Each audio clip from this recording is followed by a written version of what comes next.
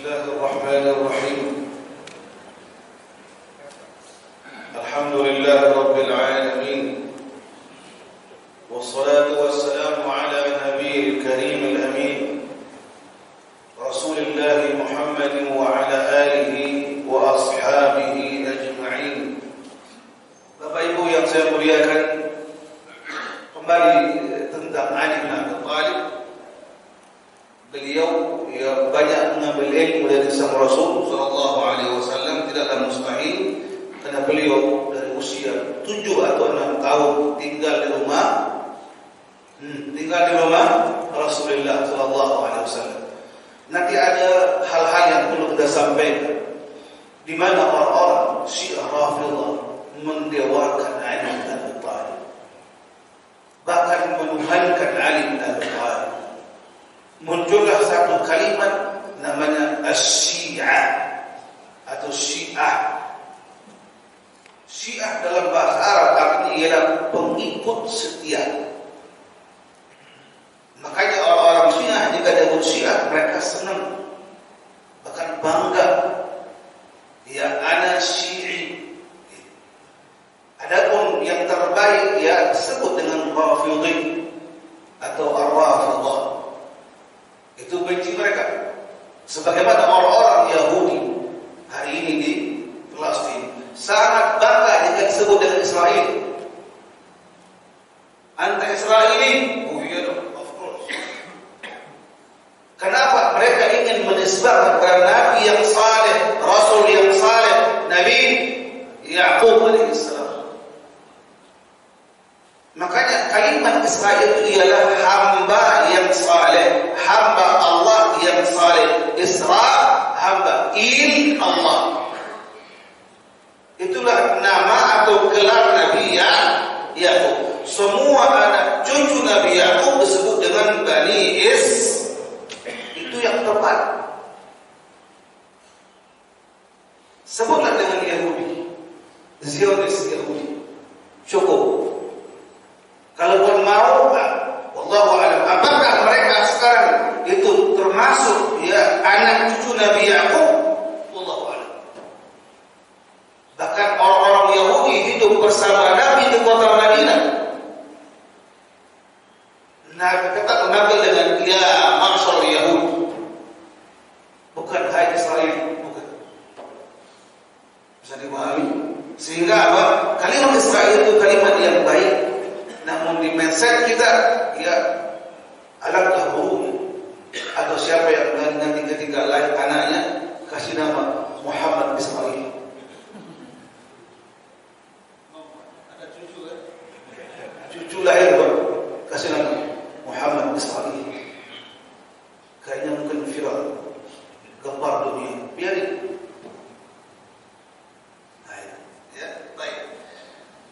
Termasuk apa yang dia dapat dari sang Rasul ialah cara mengusap al-khuffain. Dalam hadis yang panjang al-khuffain itu ialah ada yang tahu khuffain, masalah besar dalam fikih, mashul khuffain, menyapu atau mengusap bagian atas sepatu yang terbuat dari kulit.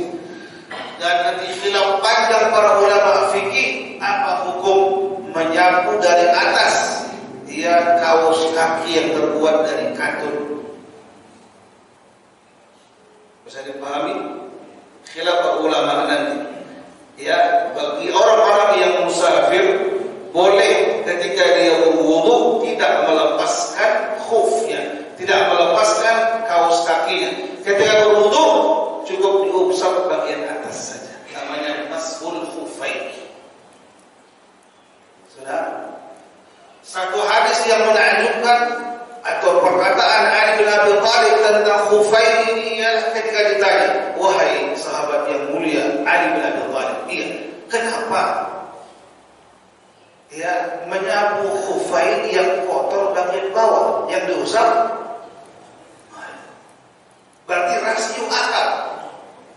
Apa jawaban cerdas dari Ali bin Abi Thalib? Kata beliau, seandainya agama ini sumbernya hanya akal, menyapu khauf itu lebih tepat bagian bawah.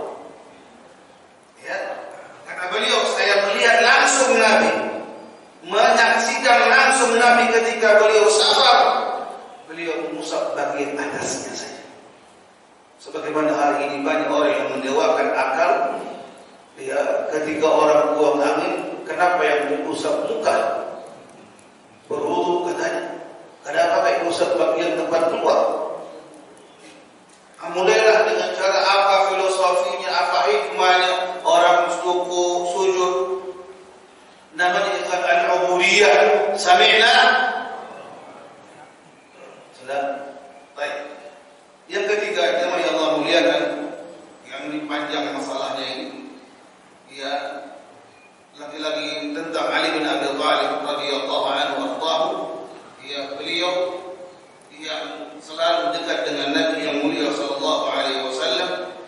Ya, tentang bagaimana beliau mengambil langsung dari Nabi Al-Qur'anul Karim, bahkan bacaan Al-Qur'anul Karim, bahkan hadis yang beliau terima dari Nabi sallallahu alaihi wasallam, bahkan fikih.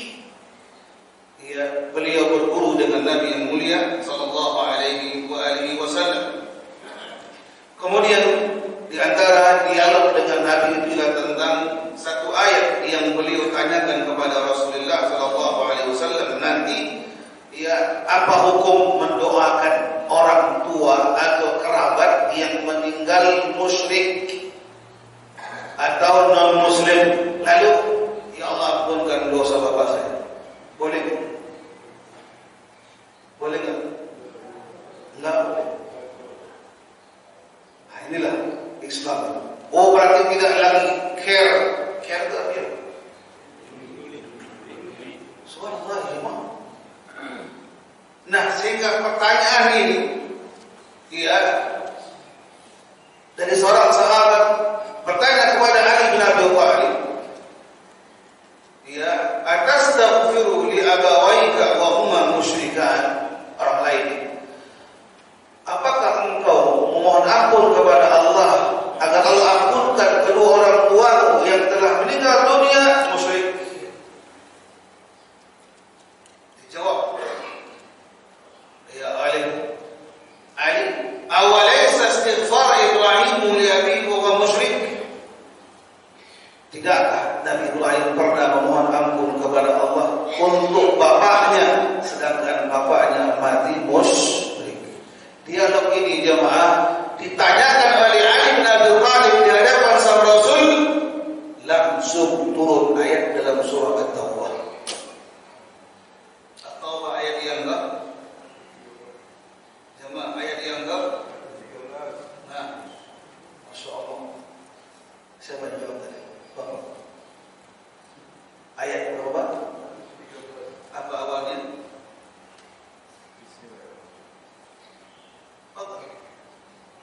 Ma kana lin-nabiyyi wal-ladzina amanu an yastaghfiru lil-musyrikeena walau kanu ulil qurba min ba'di ma tabayyana lahum annahum ashabul jahim. Tidak pantas bagi Nabi dan orang-orang yang beriman memohon ampun kepada Allah untuk orang-orang yang mati musyrik, walaupun kerabat yang terdekat, setelah jelas bukti larangannya. Lalu Allah katakan, wa ma kana istighfar Ibrahim li abihi, tidaklah istighfarnya Ibrahim kepada Allah untuk bapaknya, melainkan hanya apa? Janji yang pernah disampaikan oleh Nabi Ibrahim di hadapan bapaknya, terletak di pertengahan surah Maryam. Ya, namun tatkala Allah larang, ya, falamma tabayyana lahu annahu aduwwun lillahi tabarra'a min, tatkala sampailah berita, ya, pelarangan kepada Nabi Ibrahim alaihissalam, lalu beliau pun tidak mendoakan kepada Allah istighfar. Ini ayat juga sebagai teguran kepada sang Rasul, tidak mendoakan ampunan kepada Allah untuk pamannya. Siapa? Mari jemaah, hidayah hanya di tangan Allah. Mari. Orang yang membela Nabi, mendidik Nabi, 17 tahun dia mendidik dan 10 tahun membela dakwah Nabi, di ujung hayatnya tidak sempat mengucapkan 4 kata la ilaha. Siapa orang? Abu Thalib. Mari jemaah. Bukan kerabat Nabi, bahkan Allah ciptakan dengan wajah tidak terang, rambut keriting. Dari negeri Al-Habasyah, ketika diucapkan kalimat syahadatu an la ilaha illallah wa anna Muhammadar Rasulullah, Allah muliakan. Dan begitu besar andilnya orang ini, dan begitu besar juga amalnya sehingga Nabi mendengar suara terompanya di surga. Siapa? Mari mintalah hidayah kepada Allah dan kita ucapkan kalimat yang terbaik di tempat yang terbaik, di waktu yang terbaik. Kalimat ihdinas.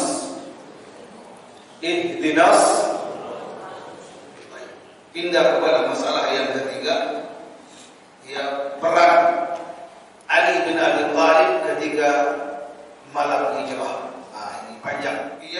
Beliau ringkasnya ialah ketika sampai malam hijrah, di mana satu kebiasaan orang Quraisy Makkah, tatkala mereka ingin bersafar jauh, mungkin 2-3 bulan, harta mereka titipkan kemana? Jemaah, walaupun mereka membenci bahkan memusuhi Rasulullah SAW, namun untuk meletakkan harta ini aman, rumah siapa? Rasulullah SAW. Aneh. Mereka hanya membenci apa yang Nabi sampaikan, tapi tetaplah akhlak Muhammad number one. Sepakat semua orang Quraisy Makkah memberi gelar kepada Nabi, gelar yang belum didapat oleh kakek Nabi. Begitu hebat Abdul Muttalib, dermawan luar biasa. Di masa-masa haji menjamu tamu-tamu, dia begitu banyak hartanya dan sangat dermawan. Saya katakan jarang sekali terkumpul dua sifat. Orangnya kaya raya, dermawan plus tawadhu. Ada sifat. Ada nggak sih di galaksi?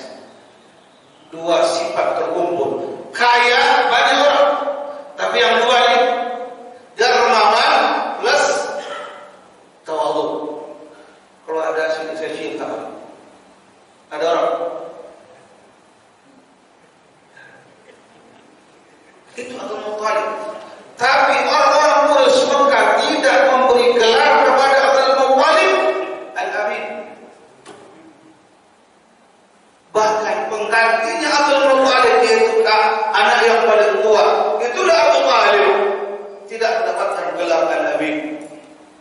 Tapi ketika cucunya Abdul Muttalib mendapatkan gelar yang terbaik dimiliki oleh seorang pemuda Quraisy Makkah, yaitu apa?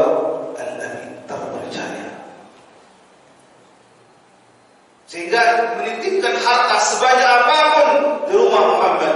Itu yang dipesankan oleh sang Rasul, wahai Ali, abang mau safar, mau hijrah, tolong harta pulang plus dengan alamatnya,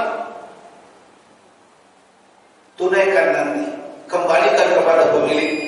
Dan ada khilaf para ulama, apakah Ali bin Abi Thalib ketika Nabi hijrah ia diam atau tidur di kasur Nabi, bahkan menggunakan selimut berwarna hijau milik Nabi, sedangkan di luar rumah Nabi telah berkumpul 30 pendekar Quraisy yang siap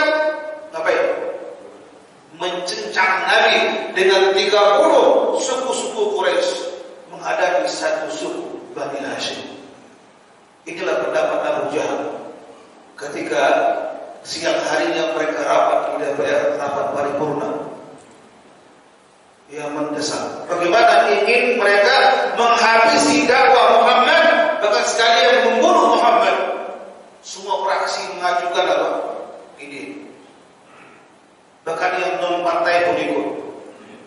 Semuanya dipatahkan oleh Abu Jahal. Kata beliau, yang tepat ialah mari kita kumpulkan setiap bani terkumpul 30 orang. Kita akan bunuh bareng-bareng.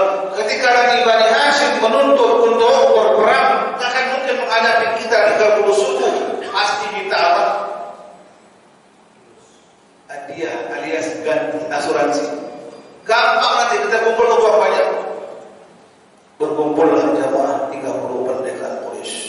dan ia terdepan. Kenapa? Kebiasaan Nabi jam 2.30 atau kurang dari itu keluar dari rumah menuju Masjid Haram untuk bertahajud. Allahu Akbar. Mari jemaah. Kalau kita sampai di Mekah, di dinding kota Mekah, Ka'bah atau Masjid Haram ada namanya Babun Nabi. Setetap dengan rumah beliau yang sekarang menjadi perpustakaan. Babun Nabi, bab yang Nabi masuki setiap malam. Jadi kata mereka, jam 2 kalian kepung rumah Muhammad, pas keluar kepala. Dan subhanallah, Allah yang maha segala-galanya tidak akan membiarkan sang kekasih dipenggal kepalanya. Tapi apa yang terjadi jemaah? Setelah dia katakan, wahai Ali, kembalikan kepada bulan, dan nanti susullah abang setelah 2 atau 4 hari ketika sudah sampai di Madinah. Mari ikhwan kita lanjutkan. Ada waktu? Masih ada ya? Belum sampai jam 7 ya? Baik, apa terjadi jemaah ketika Nabi keluar dengan mengambil satu genggam pasir? Beliau katakan syahatil wujuh. Beliau tebarkan, dia mengenai kepala mereka dan mereka tidur sepules-pulesnya. Tidak mereka bangun kecuali terik matahari menyengat wajah mereka, lalu bangun tergopoh-gopoh mendobrak rumah Nabi yang ada ialah Ali bin Abi Thalib. Mana sahabat? Kakak tahu? Keluar kata. Kalian lebih tahu kepada Muhammad Muka mulai. Kenapa? Beliau jam 2.30 ke Mekah Zahab. Akhirnya membuat marahlah. Sehingga muncullah satu orang tokoh dari Bani Umayyah bernama Abu Sufyan. Ngamuk dia. Dialah yang bicarain. Siapa yang bisa menemukan kepala Muhammad atau Muhammad hidup atau mati, mau dikasih 100 ekor unta. Jemaah, itu yang terjadi bagaimana mereka segala penjuru kota Mekah dicari, dan tetap Allah melindungi Nabi kita dengan beliau masuk ke gua Thur, gua Hira, tempat terima wahyu. Awas ya, gua Thur itu gua bukan tempat pariwisata. Itu gua belum pernah dimasuki oleh satu orang manusia pun. Berdualah mereka di sana. Jamaah dan cerdasnya As-Siddiq, beliau telah akhir segala-galanya. Awal mulanya ketika beliau di siang hari mengetuk pintu Abu Bakar Siddiq. Abu Bakar, dia izin masuk, silakan. Kata beliau, nanti malam kita akan keluar dari kota Mekah. Ya, dengan saya, iya. Wahai Rasulullah, telah saya siapkan 2 onta untukmu. Saya enggak, saya akan beli. Luar biasa. Dan salah seorang nanti budak dari budaknya Abu Bakar, dia akan menjadi guide. Itulah bernama Abdullah ibn Uraiqat. Dan selama 3 malam di Gua Thur, ada orang yang akan mengantarkan makanan. Lalu ketika jejak Nabi yang tadi berangkat diiringi dengan kambing-kambing agar tertimpa jejak. Sangat cerdas, luar biasa. Dan Allah yang berikan mereka akal yang cerdas. Hari yang keempat itulah keluar. Ada kisah yang mengatakan pintunya langsung ditutup dengan apa? Serang laba-laba. Walaupun hadisnya dhaif. Tapi wallahu a'lam.